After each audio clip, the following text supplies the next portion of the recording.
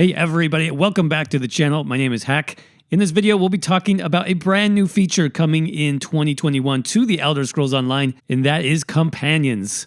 Companions, or followers as you might know them, is nothing new to the Elder Scrolls series, as they've been featured in previous test titles, including Skyrim and Oblivion. But Companions is a definite first for the Elder Scrolls Online, and I'm definitely excited for this new addition to my favorite game. But where do these new NPC companions fit into an MMO setting? In this video, we'll talk about everything you need to know about companions, including some new information that's since come out on various websites. So let's jump right into it. So just in case you missed it, companions are the main promoted feature of ESO's new Blackwood chapter set for release in Q2 of 2021.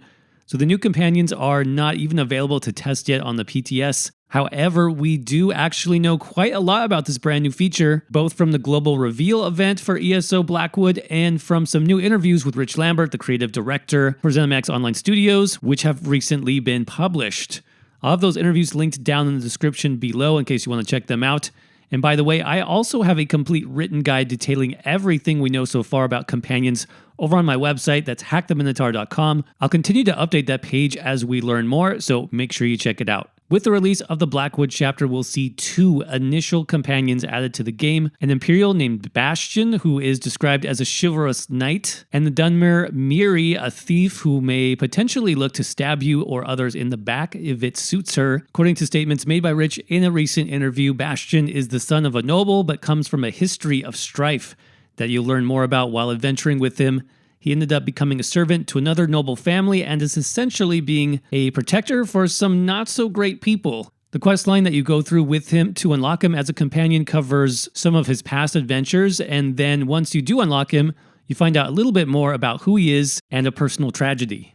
Rich didn't elaborate much on the backstory of the other character, Miri, but he did mention that there would be an interesting twist unlocked somewhere in her storyline.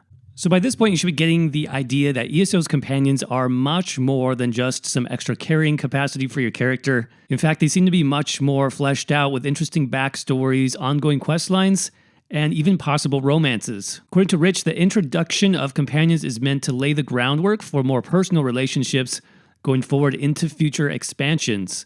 And that being said, the team wants to make sure they don't rush adding something like this, ensuring that the highly requested feature is done in a way that will leave players feeling fulfilled with that story experience. He also added that each companion also has its own series of likes and dislikes. There's a rapport system associated with this, and the system will change as a player progresses through the story to unlock new quests to get to know the companions better. So basically, companions are a full-on story experience, and I can't wait to see how that gets implemented in ESO. I'm sure it's going to be great, but if companions were just there to, interject some dialogue and some different story beats, that honestly wouldn't be super exciting for me. What I'm actually most excited for is setting up my companions for combat. So let's talk about that. According to Rich, companions are fully customizable adventuring buddies. Once you have them, you can level them up, you can equip gear on them, you can assign them a specific role or combat type, so basically set their behavior to either tank, heal, or DPS. You can also set their skills and the order they use those skills in, so it sounds kind of like creating a custom rotation, which is amazing. Now we also know a little bit about how we'll be getting companions and where we can use them. Companions will first appear in the Blackwood chapter, as I've said, which is the Q2 DLC for the Elder Scrolls Online. That is set to release on June 1st for PC, Stadia, and then June 8th for Xbox and PlayStation. So you will need that Blackwood chapter for this feature if you're interested in it. And it sounds like the companions will be rewards for specific quest lines that are completed in that chapter zone. That being said, companions will not be restricted for use just in Blackwood. Actually, we'll be allowed to take companions anywhere from Overland to 4-player dungeons to even trials, it sounds like. The only exceptions we know of at this point, those were mentioned in the global reveal stream, is that you can't take companions into PvP or into solo arenas. The solo arena thing, I don't think that was confirmed by Rich yet. However, it does make sense to me. Those solo arenas are tuned to having just one player only, and then adding a companion could make those significantly easier, so the exclusion makes sense to me. Basically, the idea here is to allow solo players and small groups to take on more challenging content without necessarily having the best gear or the most champion points In effect, it's a way for players to experience more of the Elder Scrolls Online where they might not have been able to before. And you know, this is something I've talked about for years on this channel. For the most part, I really enjoy playing ESO as a solo player. And I've been able to play a lot of content in that way, including content meant for groups like dungeons, even veteran dungeons. I personally like the challenge of it, but not everybody can do that, and not everybody wants to group up necessarily either.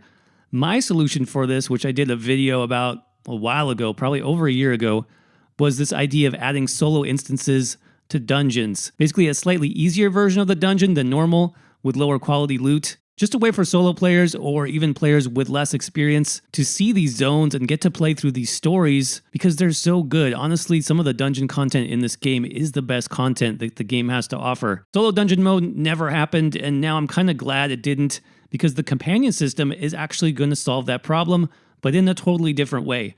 Instead of making easier versions of every single dungeon in the game, companions will make solo players and smaller groups of players stronger, which is actually a great solution. Here's another quote from Rich explaining their thinking on creating the companion system. I think we've learned a lot over the years, and one of the main recurring themes that we've heard from players, especially from our more hardcore Elder Scrolls people, is that people are scary and there's some content that they aren't necessarily comfortable within a large group, but they would do with a couple of close trusted friends. And so the beauty of this system, and one of my hopes is, you and a buddy could go out, do a 4-player dungeon, because you have 2 companions to help you out. You will help players A, develop stronger social ties in-game with their companions, but also B, help them edge a little bit more into some of the group content and meeting other players potentially, which is really exciting to me because that's where the magic of MMOs happen, meeting other people, talking with them, and developing those really close social ties. So at its base, it seems like the companion system is all about increasing player ability and player confidence, which I'm all for. I think it'll help solo players complete more content, which is great, obviously.